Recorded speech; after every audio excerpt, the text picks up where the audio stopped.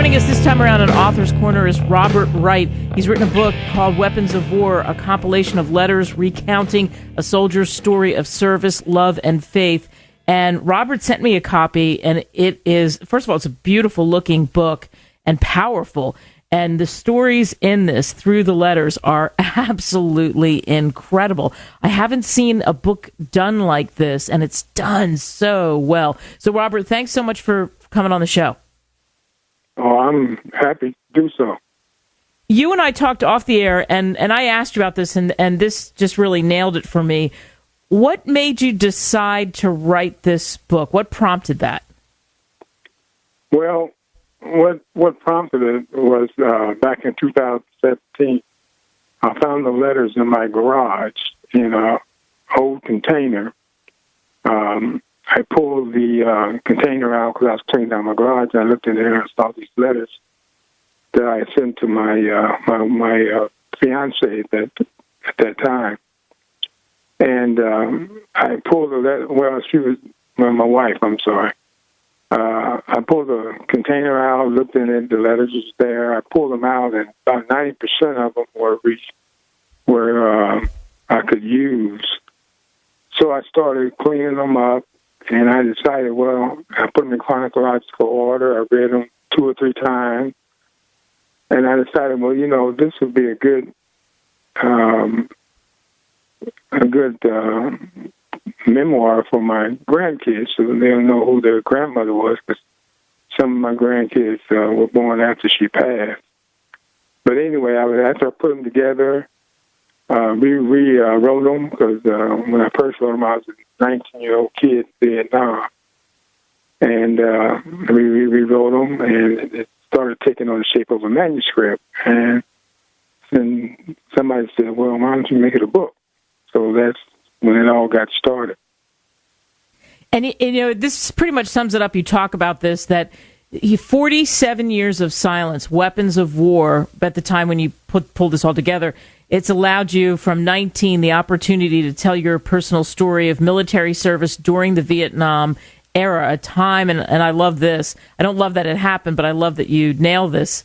A time when the soldier was not viewed as a hero, nor well received when returning home from service. My story is just one example of how many thousands of men and women who served in the armed services during the era overcame danger, hardship, loneliness, despair, and for some, the loss of life.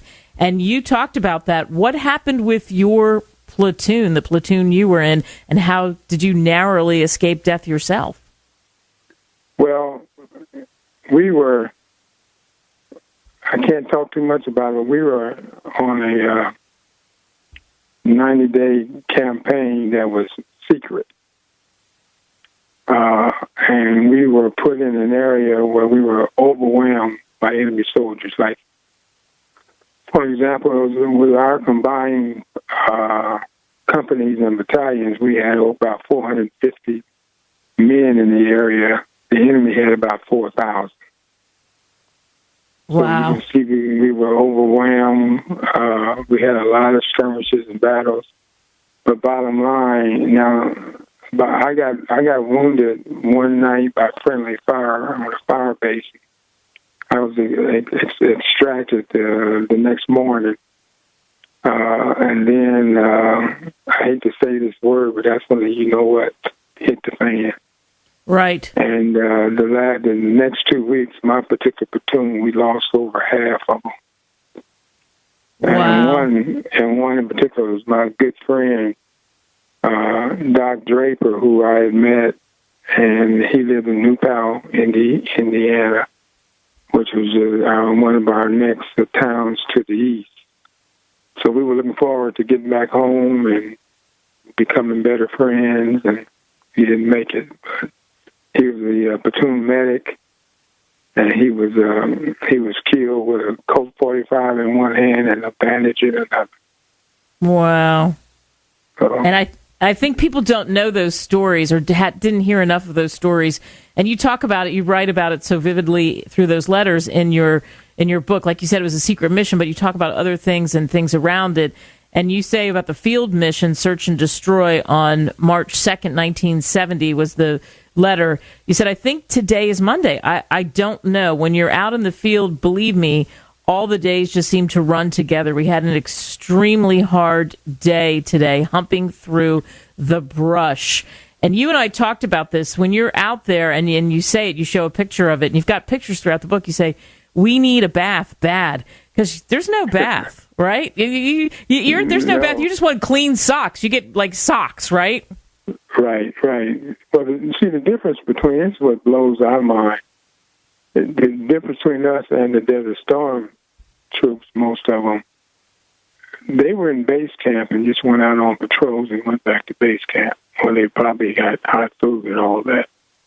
In Vietnam, we were on 60 to 90-day search and destroy missions. When we were out in the field for that long, we got resupplied every 3 days, but the same clothes we would wear for 90 days. Only thing we got was clean socks, because they knew if our feet went bad, then they would have to take us out of the field. But so they took care of our feet. But those were long missions where the enemy was out there for 90 days, and it was. And the sad part about it is we were in an area where they sprayed with Agent Orange. And being in that environment for 90 days every day, that's why a lot of us came back with Agent Orange, subsequent diseases like Parkinson's. Yeah. Wow.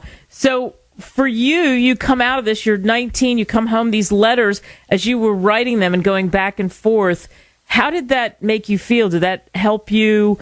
Did that give you, I don't know, some sort of hope or connection or something? What did it mean to write the letters?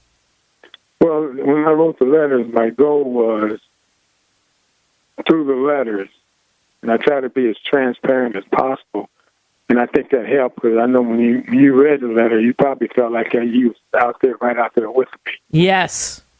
But through the letters, that's what I try to portray with my fiance, that when you read my letter and I read your letter, that's us standing there talking to each other, communicating with each other.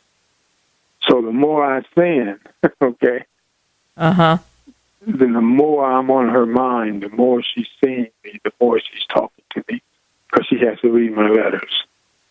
Yeah. And you can tell, you go through so many different things. You know, at one point in the book, for everybody listening, you talk about Camp Evans Military Base Communications Shop, and it's July 1970, and you say, Dear Bob Jr., this was my first day on my new assignment. I feel a little odd not being part of Alpha Company anymore, but I'm not feeling guilty or nothing like that. I just know firsthand what these guys have to go through. In a way of showing my support, I promised one of my friends that I would make sure that he gets a current issue of Sports Illustrated every month. He's crazy about sports.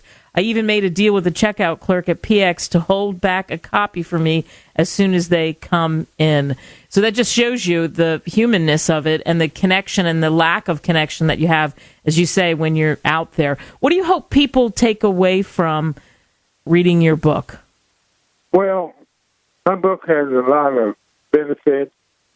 I mean, it's an example for anyone in a relationship. In relationships, it gives an example of how we struggled, how we made it through it. Because there's no issue here in this country that a love relationship couldn't resolve if we could do it in Vietnam, thousands of miles apart. It's for anyone facing hardships, you know, how to get through those struggles. It's for military personnel who are separate, you know, from one another, young adults, dating situations. It teaches them early the concept of unconditional love, true love, however you want to put it. It gives you a perfect example of that. Those who appreciate a good love story will enjoy it. Those who appreciate a good soldier story will enjoy it. History buffs, they'll see, most important, they'll see the life, the actual day-to-day life of a combat soldier. So it'll benefit many genres and people groups. I absolutely agree. I would recommend this book to anyone. This is a great read, and it's an easy read, and it pulls you in, and you feel like you're in the relationship, and you get so many details of really, really what it's like to be in war, in a situation in Vietnam, as you talk about the forgotten soldier. So I think everyone should get a copy. Robert Wright, just a great book, Weapons of War, a compilation of letters recounting a soldier's story of service, love, and faith. You can get it on Amazon.com, BNN, and wherever books are sold. Robert, thank you so much. Thank you for having me on. I really appreciate this opportunity. And everybody buy the book. You'll enjoy it. So thank you.